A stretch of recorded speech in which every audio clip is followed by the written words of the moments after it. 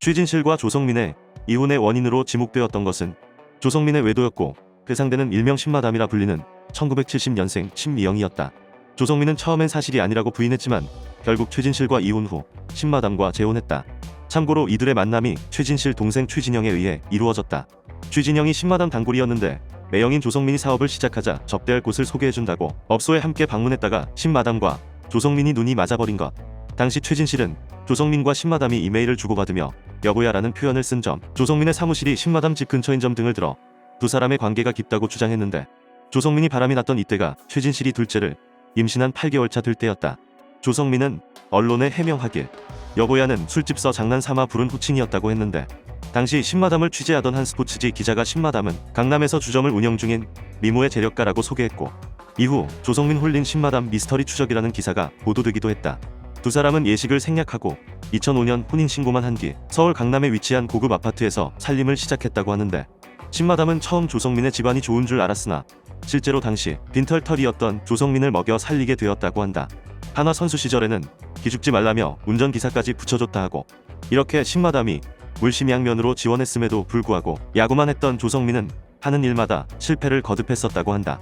머리가 좋은 것으로 알려진 신마담은 더 이상의 출혈은 안 된다고 판단. 2012년 조성민을 내쫓아 버렸다고 하고 이후 2013년 조성민은 사귀던 여자친구 집에서 극단적인 선택을 하게 된다.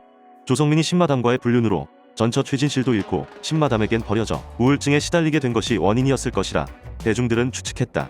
이때 신마담은 조성민의 빈소를 찾기는커녕 하와이에서 송년 불꽃놀이를 즐기고 있었다고 전해지는데 자신의 SNS에 불꽃놀이 사진을 게재했다는 사실이 훗날 대중에 알려지면서 놀라움을 준다. 신마담은 최진실, 조성민 이외에도 정다빈, 윤희, 장자연, 안재환의 비보에도 모두 연관되어 있다.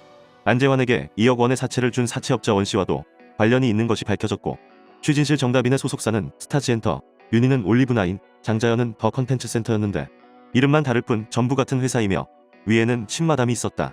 안타깝게 고인이 된 이들은 한결같이 사인이 우울증으로 인한 극단적 선택이었고 의구심의 유족과 지인들이 요청했던 재수사는 일반적이지 않은 이유로 모두 수사 종결이 돼버렸다.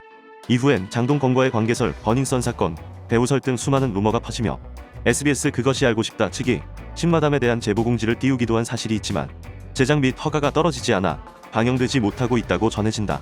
이는 신마담과 연계된 고위층과 연예인은 디스패치에서도 보호를 해준다는 루머가 사실일 수 있다고 추측하게 해주는 사례며 고위층 손님에게 덮어야 할 사건이 생기면 자극적인 연예인 마약, 도박, 열애 사건 등을 풀어 이슈를 돌리곤 한다는 머리 좋은 신마담이 연예인을 도구로 사용한다는 설을 뒷받침해주는 내용들이다. 이쯤 되면 잘못 스치기라도 하면 나락으로 떨어지는 신마담은 심사자라고 불리어도 될 듯하다.